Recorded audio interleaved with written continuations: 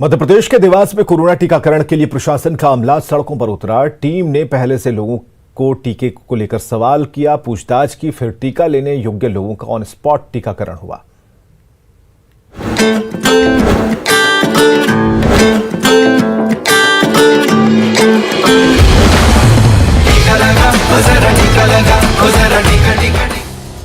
देवास में अनोखा कोरोना टीका अभियान, कोरोना टीकाकरण ऑन स्पॉट अभियान। लापरवाही से अब नहीं चलेगा काम।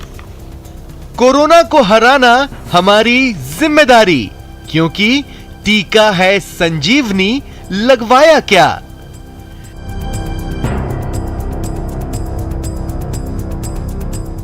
कोरोना महामारी के खिलाफ मध्य प्रदेश के देवास में प्रशासन ने कोरोना टीकाकरण ऑन स्पॉट अभियान शुरू किया है।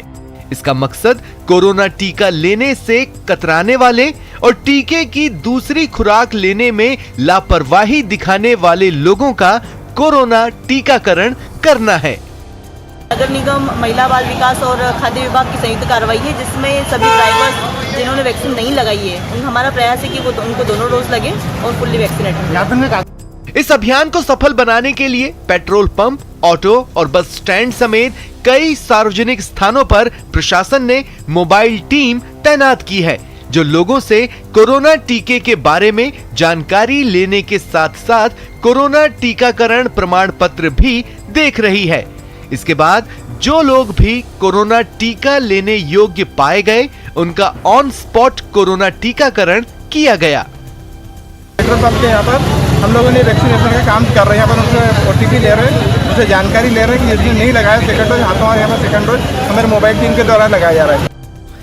कोरोना वायरस और उसके वेरिएंट से बचने में कोरोना टीका सबसे कारगर रहा है, लेकिन इसके लिए कोरोना टीके की दोनों खुराक समय पर ली जानी चाहिए।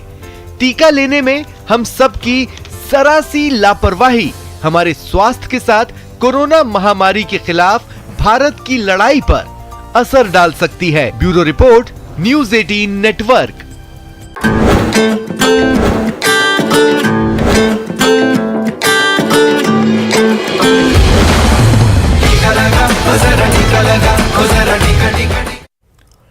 इधर गोड्डा के बाद अब गिरिडीह में जमुआ प्रखंड के एफसीआई गोदाम में भारी मात्रा में गेहूं सड़ रहा है। इसके अलावा यहां पर रखा सैकड़ों बोरा नमक और चीनी भी बर्बाद हो रही है। वजह है वितरण में लापरवाही।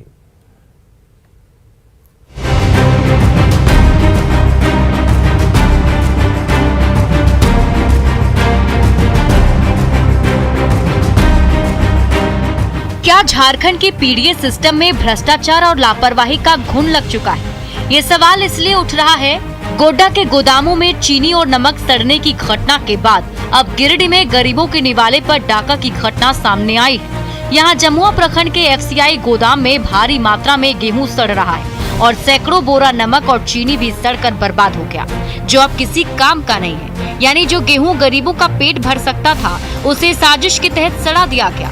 पिछले 4 महीने से यहाँ नमक और चीनी भी लोगों को नहीं बांटे गए, जिससे ये पूरी तरह से बर्बाद हो चुके हैं। गोदामों में खराब हो चुके गेहूं, चीनी और नमक अब आम जनता को मुंह चिढ़ा रहे हैं, लेकिन अधिकारी हैं कि तस्वीरों को ही झुठलाने में लगे हुए हैं। कितना सड़ा हुआ है, इतना साफ उठाइएगा, उसका दीजिएगा सड़ा हुआ है। तो पूरा मेरा गोदाम आप देख लिए। अब फिर आप और नमक जो रखा हुआ है, सो कब से रखा है नमक? कितना दिन से गोदाम में नमक रखा हुआ है? माल कब से पड़ा हुआ है? जो ऊपर जो बोरा है जो धूल पड़ गया है, वो धूल कब से रखा हुआ है? अब आप गोदाम में धूल कैसे पड़ गया है? कब से पड़ गया? हवा पानी चलता है, धूप तो लगे। अच्छा, तो गोदाम में धूल घुस जाता है, जबकि वेंटिलेटर तो दिख रहा है साफ, वहाँ पे शीशा लगा हुआ है, ग्लास लगा हुआ है, फिर धूल कैसे घुस गया? लगा हुआ है, शीशा सारा फूटा हुआ है, आप देखिए। तो मतलब वही धूल वही उसके अंदर से आ गया ना? कब से पड़ा हुआ है ये नमक? कब से पड़ा हुआ है? डिस्पैच हो रहा है, रोज डिस्पैच हो रहा है। तो धूल कैसे पड़ गई जब रोजाना जब एक्टिविटीज हो रही है? तो कोई कैसे लग गया? जाली उस पे कैसे लग गया है? जाली कैसे लग गया है? इतना बड़ा गोदाम है तो थोड़ा बहुत तो लगेगा। डिस्पैच होगा, रोज ना महीना डिस्पैच हो जाएगा, जाली कैसे लग जाएगा? डिस्पैच होता है, फिर आप बता दें कि जाली कैसे लग जाएगा? तो बताइए, 2, 4, 8, 10 दिन, महीना दिन कब से रखा हुआ है? नहीं सवाल नहीं, सवाल नहीं, सिंपल। आपका क्या कहना है इसके बारे में? आप सिंपल से बता दीजिए। क्या कहना है? डिस्पैच हो रहा माल मेरा एक भी सड़ा हुआ नहीं है अनाज, आप खुद देखे हैं। गैर जिम्मेदार और बेपरवाह अधिकारियों का रवैया ऐसा है कि लाभुकों की लाख शिकायत के बाद भी भ्रष्ट पीडीएस डीलर और अधिकारियों पर कोई कार्रवाई नहीं हो रही और गरीबों का निवाला गोदाम में ही गोबर हो जा रहा है, जिसे झारखंड राज्य खाद्य आयोग के अध्यक्ष ने गंभीरता से लिया है। जिलों का दौरा कर NFSA के तहत चल रही योजनाओं की हकीकत जान रहे हैं और जहां भी कमियां मिल रही है उसे दुरुस्त करने के निर्देश दे रहे हैं। देवघर में दौरे के बाद राज्य खाद्य आयोग के अध्यक्ष ने दोषी डीलरों पर सख्त कार्रवाई के निर्देश दिए और व्यवस्था को दुरुस्त करने का अल्टीमेटम भी दिया। उन्हें आवश्यक निर्देश दिए। प्रमुख निर्देश मैंने ये दिए हैं कि पंचायत स्तर से लेकर जिला मुख्यालय स्तर तक NFSA के तहत जितनी योजनाएं आती हैं मूलतः जाहिर है जब तक विभाग की ओर से कड़ी कार्रवाई का हंटर नहीं चलेगा, लापरवाह और भ्रष्ट अधिकारी ऐसे ही गरीबों का हक मारते रहेंगे। लेकिन दोषी डीलरों पर कार्रवाई से पहले हिमांशु शेखर चौधरी ने ये भी सुनिश्चित करने का निर्देश दिया है कि कार्रवाई से पहले लाभुकों को अनाज देने की वैकल्पिक व्यवस्था की जाए। न्यूज़ 18 के लिए गिरिडीह से एजाज अहमद और देवघर से मनीष दुबे की रिपोर्ट। इधर देश में कोरोना के तीसरे खतरनाक स्ट्रेन को लेकर अभी से ही सरकार सचेत है। केंद्र सरकार से लेकर बिहार सरकार अलर्ट मोड में है, लेकिन लोग लापरवाह हैं। पटना जंक्शन से हमारे सहयोगी धर्मेंद्र कुमार की ये रिपोर्ट दिखा रहे हैं। कोरोना की तीसरी लहर की आशंका व्यक्त की जा रही है। जैसे ही पूरे कई देशों में तीसरी लहर की आशंका आ चुकी है और बिहार में भी इसको लेकर काफ़ी बैठकें की जा रही है। कल मुख्यमंत्री के द्वारा बैठकी की गई, स्वास्थ्य विभाग के द्वारा बैठकी की गई कि जो तीसरी लहर और जो सबसे खतरनाक लहर माना जा रहा है, इसे रोकने के लिए क्या उपाय किए जाएं, इसके बारे में चिंता जाहिर की गई और लोगों को अवेयर करने के लिए, जागरूक करने के लिए तमाम प्रयास किए जाएंगे। इसके बारे में स्वास्थ्य विभाग को निर्देश भी दिया गया है। हम पटना जंक्शन पर हैं।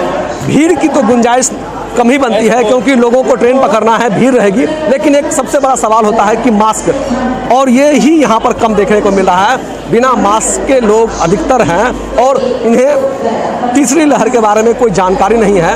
हम कुछ लड़के हैं जिससे बातें करेंगे कि आखिर उन्होंने मास्क क्यों नहीं लगाया है। अब बिना मास्क के हैं क्यों? भूल गए एक्चुअली बैग में, क्योंकि तीसरी लहर की आशंका है, खतरनाक है स्ट्रेन, तो आई अंडरस्टैंड मास्क लगाना चाहिए था। बहुत जरूरी, सॉरी। तो लोग ये मान रहे हैं कि मास्क लगाना चाहिए था, अपनी गलती को मान रहे हैं, लेकिन कहीं ना कहीं लोगों में अवेयरनेस की कमी है। मास्क नहीं लगाया स्टेशन पर, लेकर क्यों मास्क नहीं लगाया स्टेशन पर? मास्क है, लगाए हैं बैग में, बैग में है, लगाए हैं, अभी खोले हैं। हाँ, मास्क लेके लगाना चाहिए। हाँ, लगाना चाहिए, सबको नहीं लगा लेंगे, है मेरे पास, अभी तुरंत उतरे खोलें तब, लेकिन लगाना चाहिए। हाँ जी। लोग ये मान रहे हैं कि मास्क लगाना चाहिए था, मास्क लगाना जरूरी है और सरकार भी यही ताकीद कर रही है कि जिस तरह से एक नए स्ट्रेन का आगाज हो रहा है, दुनिया भर में इससे लोग परेशान हैं। भारत भी पहले से ही इसमें लोगों को दिशा निर्देश जारी कर रहा है कि लोग सतर्क रहें और बिहार सरकार भी काफ़ी दिशा निर्देश जारी कर रही है। लगातार बैठकें हो रही हैं, लेकिन उन बैठकों का कितना पालन होता है ये देखना लाजमी होगा। न्यूज़ 18 के लिए पटना से धर्मेंद्र कुमार। पटना में मौसम का पारा लगातार नीचे गिर रहा। आशंका जताई जा रही है कि आने वाले दिनों में ठंड और बढ़ेगी और पटना के मौसम का जायजा लिया हमारे सहयोगी अमित कुमार ने। मौसम के मिजाज में काफ़ी तेज़ी से गिरावट देखने को मिल रही है। बात हम करें अगले 2 दिनों की, तो मौसम विभाग के जो जानकार हैं वो बता रहे हैं कि अगले 2 दिनों में भी जो है मौसम का मिजाज काफ़ी तेज़ी से उसमें बदलाव देखने को मिलेगा। पछुआ हवा जो है वो चलने की आशंका जो है वो जताई गई है और ये कहा गया है मौसम विभाग के जानकार के तरफ से कि जो धुंध है, विजिबिलिटी जो है वो अगले 2 दिनों में उसमें गिरावट देखने को मिलेगी। आप देख सकते हैं कि इस वक्त राजधानी पटना की हम तस्वीर दिखा रहे हैं। यहाँ पे विजिबिलिटी जो है समान दिनों की तरह नहीं देखने को मिल रही है। विजिबिलिटी जो है उसमें कमी नज़र आ रही है और वाहन चालक इस कारण से दिन में जो है वो अपने वाहनों की जो लाइट्स है, हेडलाइट, वो ऑन करके चल रहे हैं अत्यधिक जो वाहन चालक हैं। और ये भी बताते चले कि मौसम विभाग के जो जानकार हैं उनका कहना है कि मौसम में बदलते मिजाज के कारण जो है वो उत्तर बिहार में जो तापमान है, वैसे तो पूरे बिहार में जो तापमान है उसमें गिरावट देखने को मिलेगी। बात उत्तर बिहार की करें तो यहाँ पे 12 से 15 डिग्री जो सेल्सियस है वो तापमान आंका जाएगा और दक्षिण बिहार में बात करें तो 11 से 13 डिग्री सेल्सियस जो है वो मौसम का तापमान रह सकता है। इसके अलावा उत्तर बिहार में 23 से 25 डिग्री जो है वो तापमान में गिरावट जो है वो देखने को मिलेगी। और इसके अलावा दक्षिण बिहार में भी जो तापमान है वो तकरीबन 23 से 25 डिग्री के आसपास रहेगा।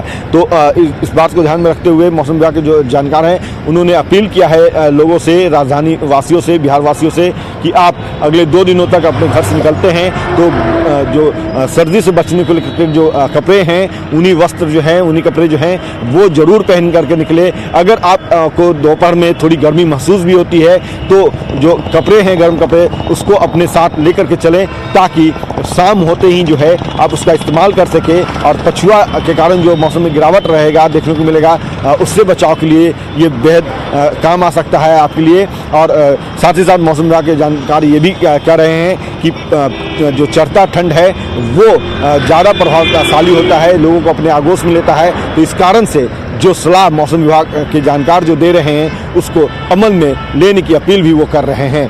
कैमरा पर्सन अजय दुबे के साथ अमित कुमार, न्यूज़ 18 पटना। और खबरें लगातार जानी हैं, आप बने रहें हमारे साथ।